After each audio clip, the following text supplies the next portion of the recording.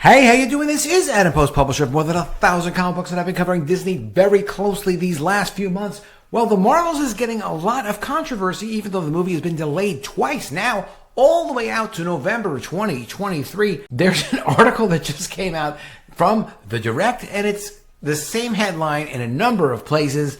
Captain Marvel 2 gets exciting news from test screening. And there you go, she's smiling. Brie Larson is happy because the test screening says, hey, everybody loves the Marvels. It's going to be a great movie. Do you really believe that? Is that something that comes across to you as possibly real? Not really. This is a response to all of the media that's been coming out lately that the test screenings for the Marvels have been terrible and that Brie Larson is getting nervous and is unhappy about it. In Brie Larson's defense, she's got this career as an actress to think about. She doesn't want to be in a movie and then look terrible in the movie and have a movie fail. Imagine if, God forbid, she was held accountable for what she did coming into the Marvel Universe where she knew she did not belong, doing a terrible character with a terrible attitude with unearned powers, supposedly the most powerful character in the Marvel Universe, just to troll the trolls as if she was a writer on She-Hulk, and now she's got to pay the price and she doesn't want to pay that price. So there are some people that want to support her, that want to keep the narrative going that the Marvels could be a good movie. It's probably not going to be a good movie, but we will go over this article. Before we do, please be sure you are subscribed to the channel. Click the bell for notifications. Give me a thumbs up. I really appreciate you guys. Captain Marvel 2 gets exciting news from test screening. So this is coming from The Direct. Marvel Studios reportedly conducted screenings for test audiences of November's The Marvels, and the resulting feedback turned out to be quite interesting from MCU fans. Even though Captain Marvel 2 was delayed, and this is the other funny thing about this series, it goes back and forth between being called The Marvels and Captain Marvel 2. They know that Captain Marvel 2 is not something they can attach to this movie openly as the title.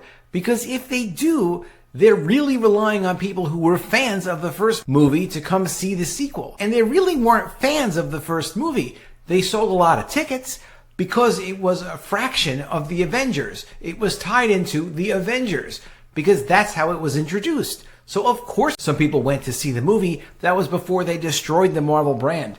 Now it's on its own. There's no Avengers tie-in to get excited about. Even though Captain Marvel 2 was delayed to November of this year, knocking it from its July release date, fans are still very excited for the Captain Marvel team-up film. Still, a fair amount has been said about the film recently. Hollywood insider Jeff Snyder recently claimed that the movie is something of a mess, both in content and behind the scenes. Others who are in the know have refuted these accusations. Word from some test screenings of the film has surfaced. Well, I'm going to tell you something. Having watched AntMan and the Wasp Quantumania, and having a knowledge of production, as I do, I've produced particularly a lot of comic books, there's something deeply wrong with the carelessness of the production at Marvel Studios. This isn't even just a reflection of AntMan and the Wasp Quantumania. This system that exists that is supposed to protect the product to make sure that it's of a reasonable professional quality does not exist at Marvel. They may be adding it, but it's not going to be something that impacts the Marvels. The Marvels gets positive test screening reactions, supposedly. Scooper Casey Walsh has gone on defense for the Marvels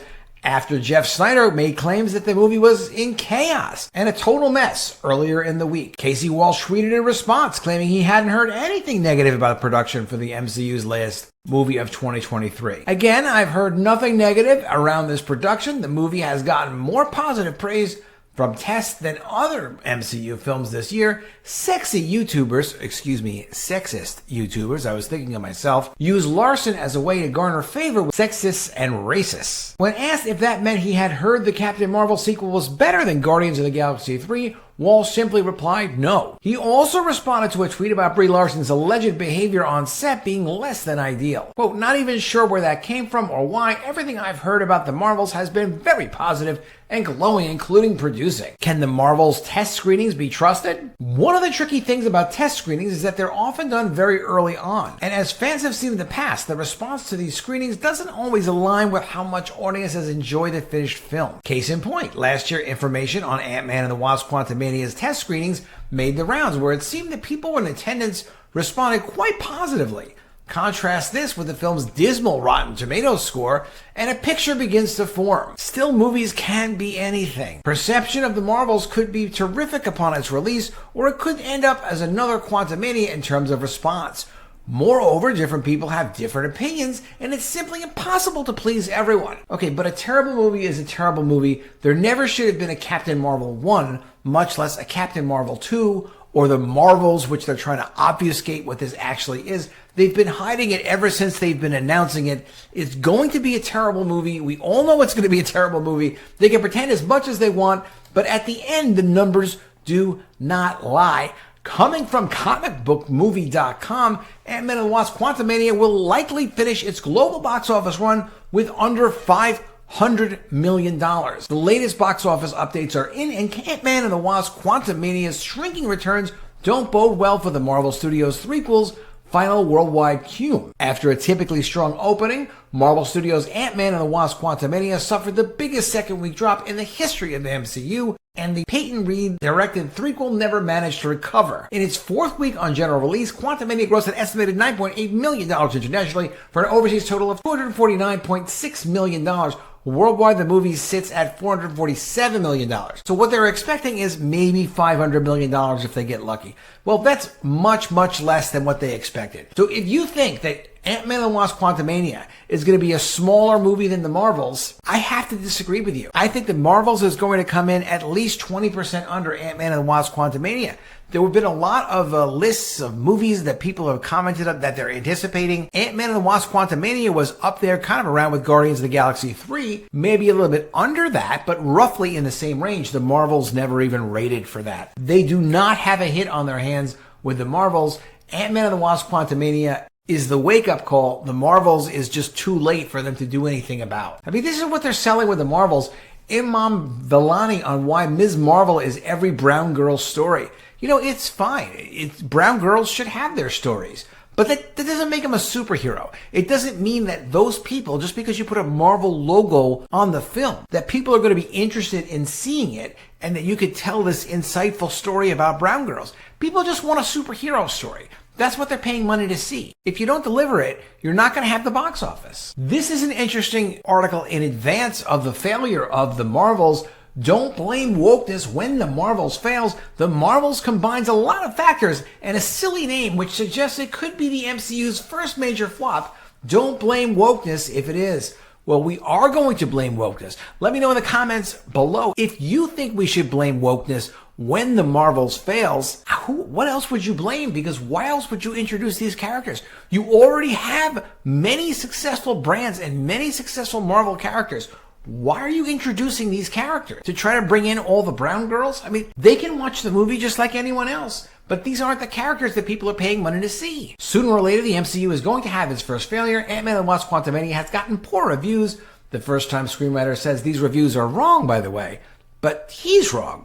It's just a bad movie. And it's had a significant drop-off at the box office, but that makes it a flop, not a failure. No, it's a failure. DC has an array of movies that actively cause the company to lose hundreds of millions of dollars, but for Marvel, it's a matter of smaller profits. The problem with DC is trying to get its momentum together.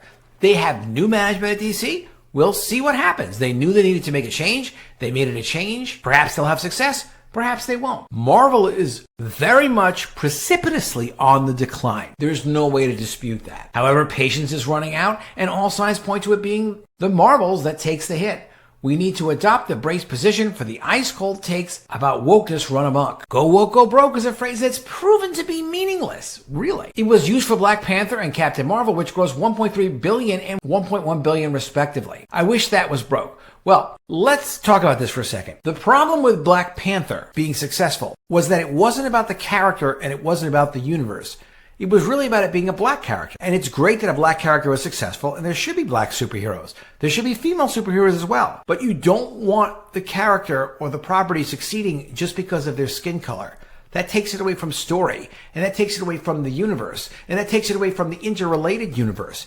It makes the universe distorted. That's not what you want. It's almost like when you have a title that's a very bad comic book, a poor concept, but you put a great artist on it. All of a sudden, that artist draws a lot of attention to the comic book because he's a great artist. Well, that's fine, but you still need story to back it up. If you don't have story, it's not going to last. And we also know that the success of Captain Marvel was directly related to her involvement in the Avengers. It was like an Avengers side project. It had to do some number of dollars because of its close association with the carefully built Marvel Universe at the time. Very, very unfortunate to see. It's important to keep criticizing these woke guys who produce terrible content, because even more than we realize, apparently it does hurt their feelings. They do hear it, and they do have to think twice when they're making terrible content. This is from Seth Rogen. He made this statement: "It's devastating. I know people who have never recovered from it." Seth Rogen comes after critics who give negative reviews saying it effing sucks. Give those negative reviews if you feel it sincerely, because they see them, they think about them, and they're trying to push their woke agenda. But at the same time, it's difficult for them. It's harder than I would have thought that it is. It's interesting because it doesn't make sense that Seth Rogen makes this comment. He's just probably kind of getting to the end of his rope with pushing terrible content. The Silicon Valley Bank SVB that went broke, just so you're aware, it had no head of risk assessment, which is risk management, which is what keeps an eye on the bank falling apart or getting itself into trouble for 9 months before it collapsed. That was during the years of 2022. And they did have a very woke mentality over at the bank. They were making loans they shouldn't probably have been making. But to go 9 months without a senior risk management officer at a bank, hey, I don't run a bank, but I'm telling you, that is something that a bank should actually always have. All right, let me know what you think of all this in the comments below. Do you believe that there are test screenings of the Marvels that are saying they're so excited to see the Marvels and, oh, it's such a great film? I mean, let's be honest, that's ridiculous. But let me know what you think about that in the comments below. Do you think there's any chance of that? Also, AntMan and the Wasp: Quantumania, that's a pretty big disaster. Is there any chance that Captain Marvel 2, the Marvels, whatever they decide they want to call it, they keep flipping it back and forth, is there any chance that movie is going to do well? Or do you think, like me, it's going to do less business than AntMan and the Wasp: Quantumania? Because let's face it, who's ever going to want to see that movie twice? Do you think it's important that Ms. Marvel is every brown girl's story, as this article talks about? I mean, what are they even talking about? Just make an entertaining movie and we'll watch it if people say it's good and we're interested in it. But you have to sell it. And lastly, do you think it's going to be wokeness's fault when the Marvels fails? I think you know what I think, but I'd love to see what you think. Thanks again for your comments. I really do appreciate you guys leaving comments. Please be sure you are subscribed to the channel. Click the bell for notifications. Give me a thumbs up, and I'll see you again soon with another video. And if I don't see you, I will miss you.